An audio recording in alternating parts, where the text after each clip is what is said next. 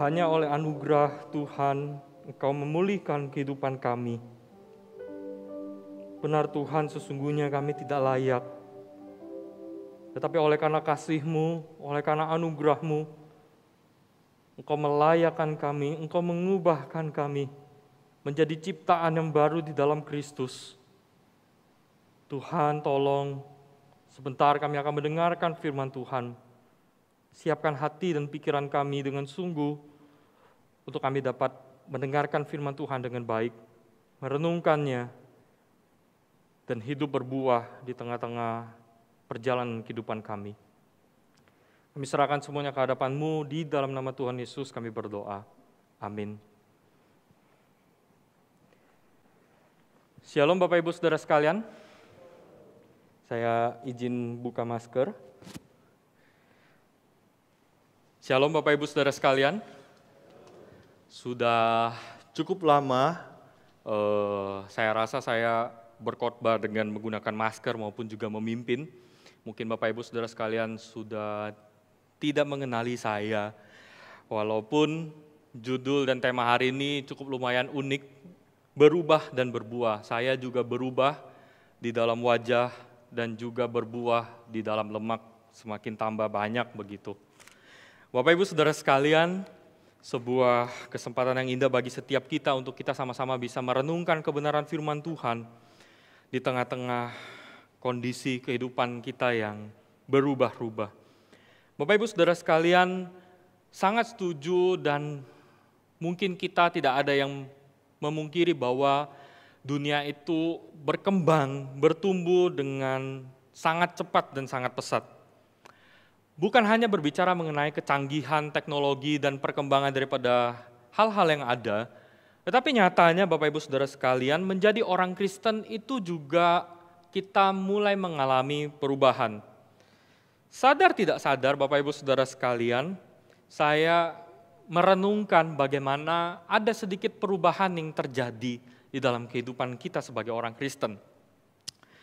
Setiap hari Minggu Bapak Ibu Saudara sekalian, mungkin kita dahulu sudah direpotkan untuk mempersiapkan diri untuk beribadah kepada Tuhan. Kalau Bapak Ibu Saudara sekalian beribadah di KU1, maka Bapak Ibu Saudara sekalian mungkin akan mempersiapkan diri itu jam 5 pagi. Kalau Bapak Ibu mungkin pelayan, mungkin lebih pagi lagi, 4.30. Itu rumah sudah mulai bakbuk, persiapan, mandi segala macam, bangunin satu sama lain. Kalau misalnya kita kayak ini beribadah 8.30, kita juga mungkin sudah mempersiapkan mobil jam 7, jam 7.30 kita udah prepare, udah siap-siap bangunin satu sama lain, ingetin yuk ke gereja.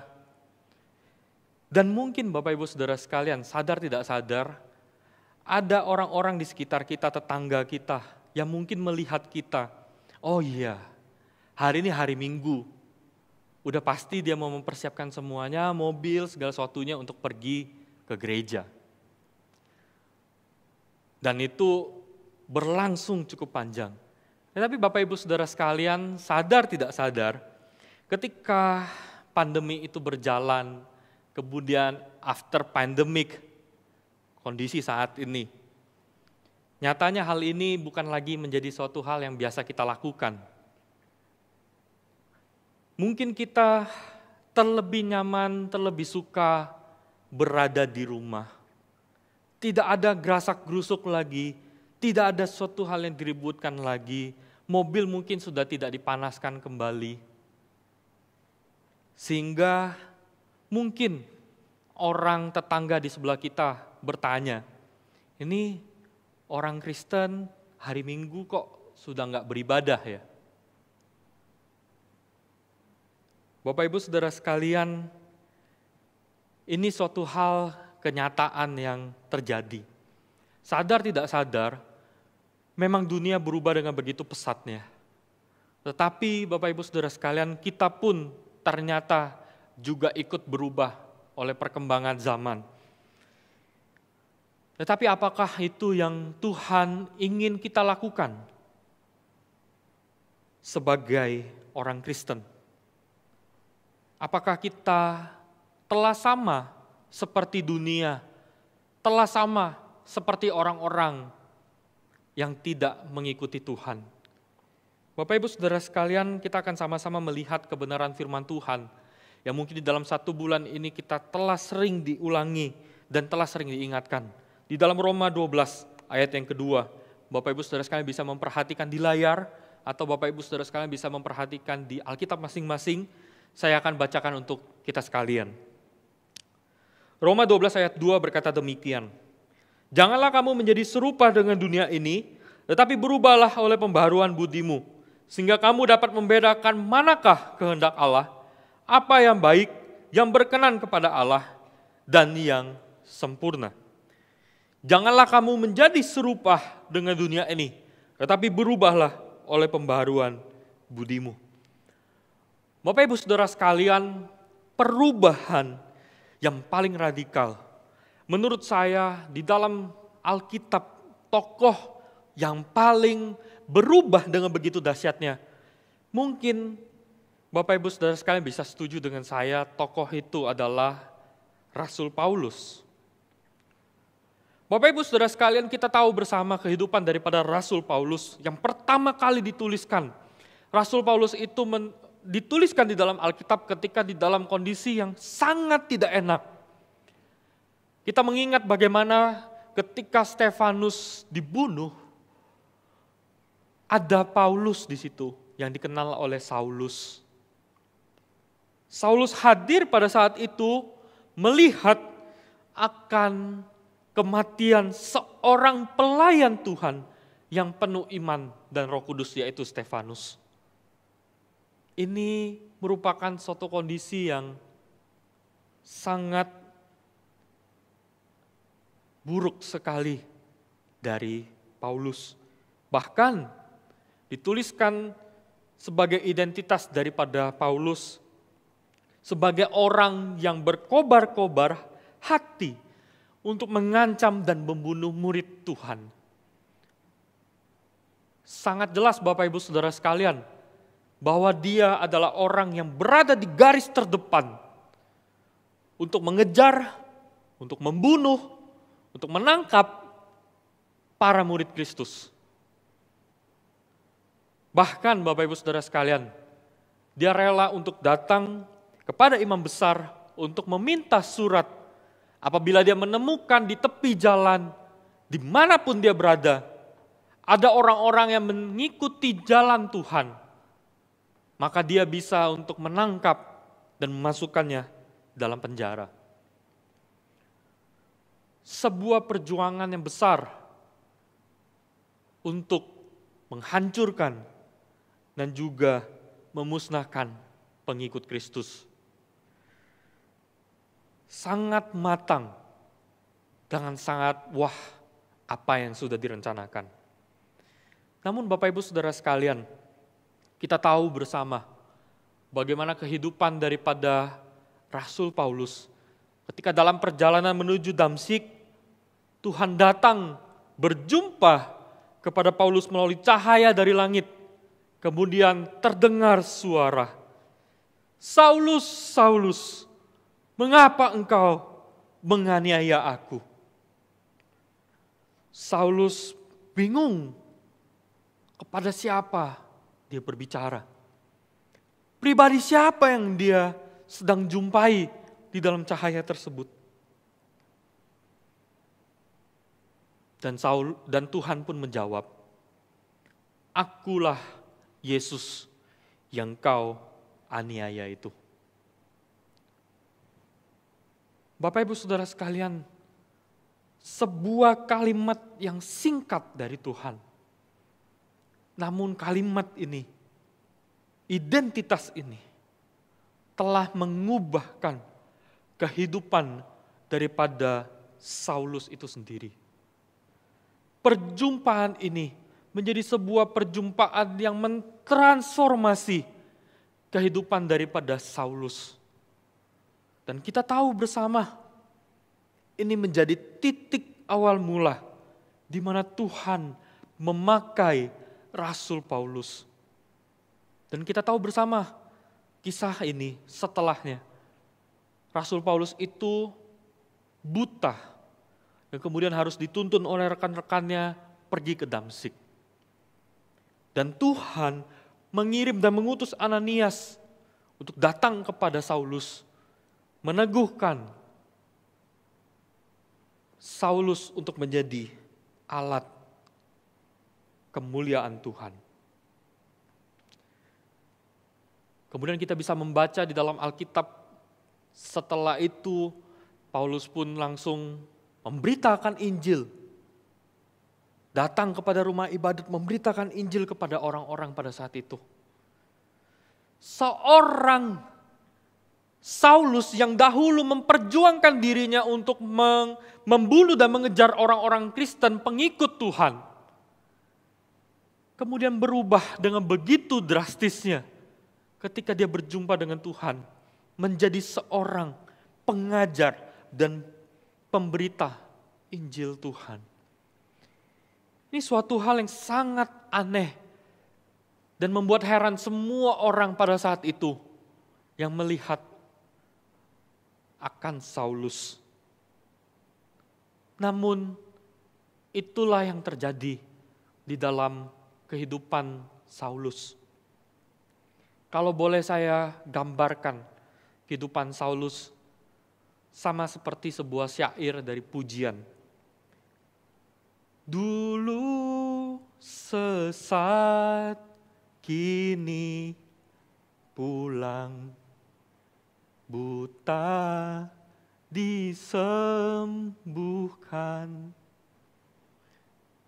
Kita bisa melihat Paulus yang tersesat, yang hidup, yang berkobar-kobar untuk menghancurkan umat Tuhan. Namun dia berbalik menjadi orang yang berjalan di dalam Tuhan. Buta, namun Tuhan sembuhkan. Transformasi itu berlangsung di dalam kehidupan Paulus dengan begitu dahsyatnya. Yang perubahan nama dari Saulus menjadi Paulus. Banyak hal yang berubah. Namun kita melihat bagaimana Paulus bukanlah menjadi orang yang dahulu yang dikenal dengan Saulus. Kita bisa melihat di dalam Roma 12 ayat 2 ini, bagaimana perubahan itu menjadi memetamorfosiskan seorang Paulus. Dari ulat orang yang menjijikkan, menjadi kupu-kupu yang indah, menjadi pribadi yang indah di dalam anugerah dan kasih karunia Tuhan. Apakah nyaman perubahan itu? Apakah enak perubahan itu? Enggak, Bapak Ibu Saudara sekalian. Dia harus memperjuangkannya, memperjuangkan imannya, memperjuangkan kesaksiannya, bahkan sampai harus mati, kapal karam, masuk penjara berulang-ulang. Apakah perubahan yang dialami itu mengenakan? Enggak sama sekali, Bapak Ibu Saudara sekalian. Namun Paulus bukanlah Saulus yang dahulu lagi. Dia adalah ciptaan baru di dalam Tuhan. Seorang yang dahulu dimurkai oleh Allah oleh karena membunuh orang-orang pengikut Tuhan. Namun melalui kehidupannya menjadi pancaran anugerah dan kasih karunia Tuhan. Bapak Ibu Saudara sekalian, Paulus memahami benar sebagai ciptaan baru. Dia adalah ciptaan yang sungguh-sungguh di dalam Tuhan dan bukanlah orang yang hidup di dalam kehidupan yang lama. Dia memahami bahwa status dia sebagai anak Allah dan bukanlah sebagai anak-anak dunia. Dia berusaha menjauhkan diri dari semua tawaran-tawaran dunia, nilai-nilai dunia, dan mengikut Tuhan, menjadi murid Tuhan dengan sungguh-sungguh. Inilah Bapak Ibu Saudara sekalian, transformasi itu perubahan oleh karena perjumpaan dengan Tuhan. Bapak Ibu Saudara sekalian, kalau boleh saya tanya, bagaimana dengan kehidupan kita ketika kita percaya kepada Tuhan? Kalau boleh kita merenungkan ketika kita percaya kepada Tuhan untuk pertama kalinya, ketika kita mendengarkan Injil yang pertama kalinya, ketika kita mengaku di hadapan Tuhan, Tuhan aku mau percaya kepada Tuhan. Apakah kehidupan kita saat ini, dari pertama kali kita mendeklarasikan, saya mau percaya kepada Tuhan, apakah ada perubahan? Apakah ada transformasi yang terjadi? Atau kita sebagai orang-orang Kristen hanya menjadi orang-orang yang dengan lidah saja, dengan mudahnya kita mengakui, Tuhan aku mau percaya kepada Tuhan. Tetapi tidak sungguh-sungguh di dalam hati kita mengalami perjumpaan dengan Tuhan yang mentransformasikan kehidupan kita.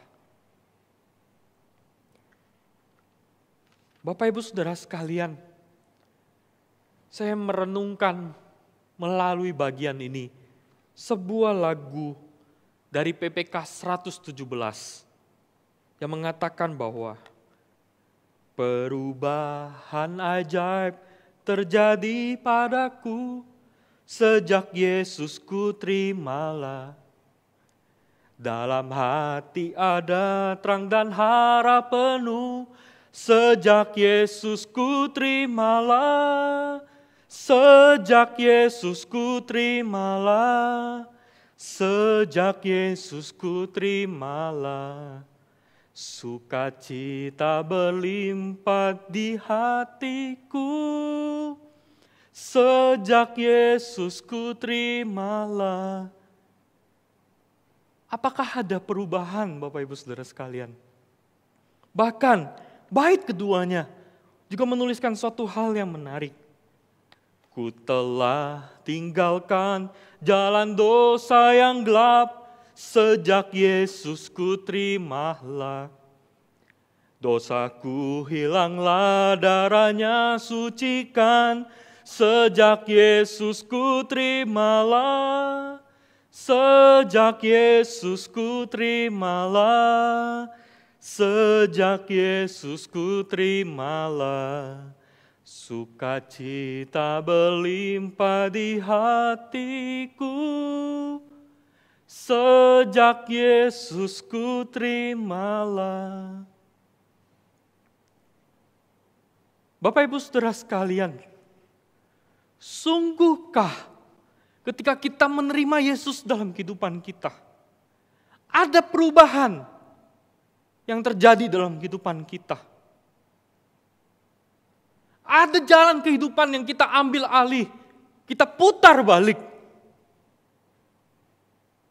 Adakah kita meninggalkan dosa-dosa yang kita lakukan? Karena kita tahu kita berjumpa dengan Tuhan yang beranugerah, yang mengubahkan dan mentransformasi kehidupan kita. Sungguh sebuah ironi ketika kita mengatakan, Tuhan masuklah, aku mau menerima Tuhan. Tetapi sungguh kita tidak mau diubah oleh Tuhan. Makanya Bapak Ibu Saudara sekalian, Roma 12 ayat 2 mengatakan bahwa jangan kamu sama dengan dunia. Do not be conformed to this world. Jangan sama. Kita harus berubah. Kita harus belajar mentransformasi kehidupan kita, melihat akan kehidupan kita. Setia di dalam pelayanan, mengabarkan Injil, menjadi murid Kristus, dan bukan menjadi murid dunia, bukan menjadi milik dunia. Bapak Ibu Saudara sekalian, ini suatu hal yang penting yang kita harus renungkan. Sudahkah hidup kita berubah di dalam Tuhan? Adakah Injil itu yang penuh akan kekuatan mengubahkan kehidupan kita? Atau selama ini kita menjadi orang Kristen berpuluh-puluh tahun, tapi kita stuck, tidak mengalami perubahan apapun. Bapak Ibu Saudara sekalian, Tuhan tidak hanya ingin kita berubah menjadi ciptaan baru. Ini adalah satu proses yang kita harus lalui. Tapi Tuhan mau kita hidup juga berbuah bagi orang-orang di sekitar kita. Saya teringat Bapak Ibu Saudara sekalian akan pujian yang mungkin ketika kita sekolah minggu sering dinyanyikan. Lagu itu mengatakan, firman Tuhan ada di hatiku, ada di hidupku, ada di langkahku, ada di hidupku, dan terus bertumbuh, sirami jiwaku, berbuah, berbuah, berbuah, berbuah, berbuah, berbuah, berbuah, berbuah. Sejak dari kecil Bapak Ibu Saudara sekalian, bukankah lagu ini terus mengiringi kehidupan kita? Ketika kita percaya kepada Tuhan dan firman itu masuk di dalam hati kita, Tuhan mau kita itu berbuah. Tuhan mau kita itu berdampak bagi orang-orang di sekitar kita. Tetapi seringkali kita menutup diri kita dengan rapat-rapat. Kita tidak mau Tuhan bekerja di dalam kehidupan kita. Memang, mungkin kita datang ke gereja, kita berdoa di hadapan Tuhan. Seakan-akan kita melekat dengan Tuhan. Tetapi nyatanya kita sama sekali tidak menghasilkan buah. Bapak Ibu Saudara sekalian, Tuhan Yesus di dalam Yohanes 15 ayat 2 mengatakan bahwa setiap ranting padaku yang tidak berbuah dipotongnya. Dan setiap ranting yang berbuah dibersihkannya supaya ia lebih banyak berbuah. Oh Bapak Ibu Saudara sekalian, sungguh sebuah hal yang harusnya menegur setiap kita. Firman Tuhan di dalam bagian ini jelas Bapak Ibu Saudara sekalian. Setiap ranting padaku yang tidak berbuah, dipotongnya. Ini adalah sebuah teguran yang keras Bapak Ibu Saudara sekalian. Kita seharusnya sebagai murid-murid Tuhan yang melekat kepada pokok anggur, yang mendapatkan nutrisi dengan baik, yang harusnya mendapatkan firman yang baik, yang kita harusnya berbuah, yang memberikan dampak. Tapi nyatanya kita didapati tidak berbuah. Dan Tuhan tidak segan-segan memotong ranting yang tidak berbuah.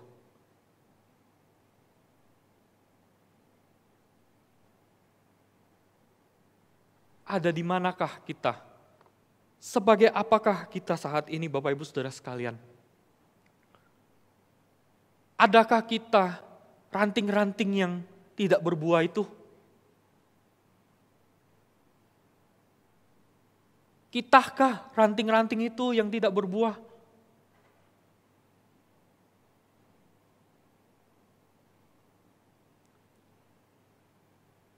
Mari Bapak Ibu Saudara sekalian, kita melihat akan kebenaran ini. Kita sungguh-sungguh mengerti kehidupan kita bukan hanya dituntut untuk berubah menjadi ciptaan baru, tetapi kita juga dituntut untuk berubah dan menghasilkan buah di dalam kehidupan kita. Buah seperti apa sih yang Tuhan inginkan? Simpel Bapak Ibu Saudara sekalian. Kita tahu bersama dalam Galatia 5 ayat 22-23 mengatakan bahwa tetapi buah roh itu ialah kasih, sukacita, damai sejahtera, kesabaran, kemurahan, kebaikan, kesetiaan, kelemah lembutan, penguasaan diri. Tidak ada hukum lain yang menentang hal-hal itu. Bapak Ibu Saudara sekalian, buah-buah roh adalah bagian pelajaran yang mungkin sering kita dengarkan sejak dari kecil. Tetapi Bapak Ibu Saudara sekalian, untuk melakukan kasih, sudahkah kita berusaha untuk mengasihi orang-orang di sekitar kita? Ketika kita melihat bagian ini, damai sejahtera, sudahkah kita membawa shalom di tengah-tengah keluarga kita? Ataukah kita membawa kekisruhan, perpecahan, iri hati, dengki, curiga di dalam keluarga, sehingga keluarga tidak lagi menjadi sebuah shalom, tidak membawa damai sejahtera? Adakah kehidupan kita masih diliputi kemarahan? Tidak bisa kita mengendalikan diri kita. Tidak bisa kita belajar untuk sabar. Oh Bapak Ibu Saudara sekalian, bagian ini adalah bagian yang simple. Dan mungkin kita sudah sering sekali diajarkan. Tetapi sangat sulit untuk kita lakukan. Tetapi Bapak Ibu Saudara sekalian, melihat akan kehidupan daripada Paulus, kita tahu perubahan di dalam kehidupan kita tidak bisa kita mengusahakan sendiri. Perubahan itu terjadi oleh karena kasih karunia dari Tuhan dan anugerah Tuhan. Dan biarlah Bapak Ibu Saudara sekalian kita belajar untuk mengaplikasikan hal ini.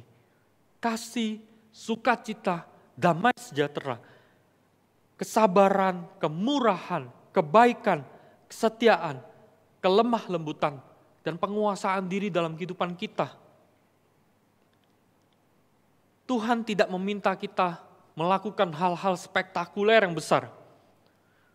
Tapi Tuhan mau kita berbuah melalui karakter diri kita.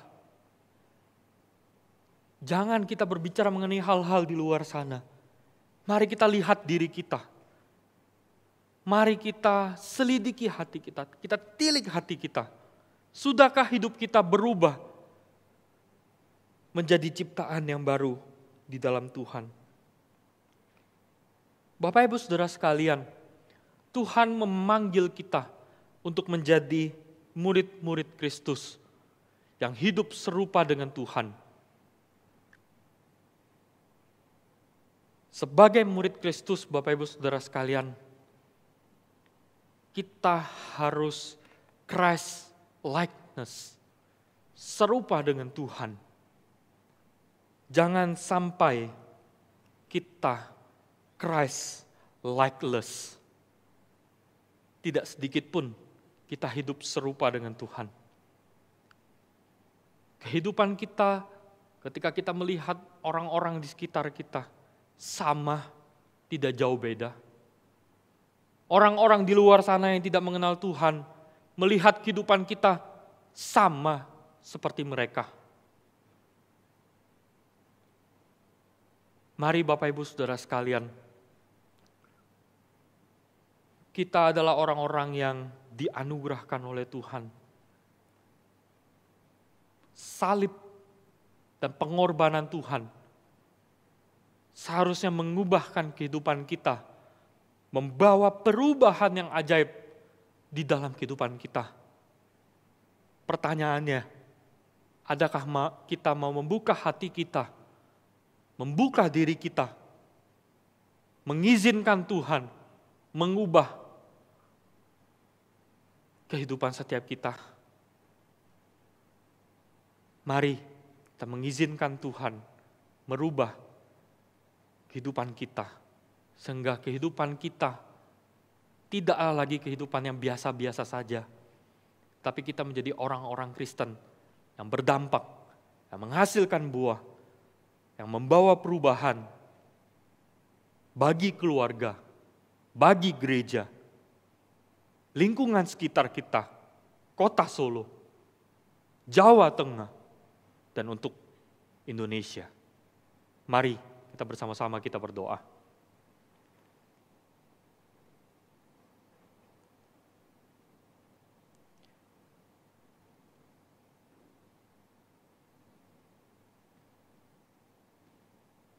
Tuhan, kami mau datang ke hadapan-Mu, menyerahkan diri kami yang lemah dan terbatas, Tuhan. Tuhan, ampuni kami jika kami sudah lama menjadi orang Kristen, 5 tahun, 6 tahun, 10 tahun, 20 tahun, tetapi kami dalam kehidupan kami tidak mengalami perubahan apapun.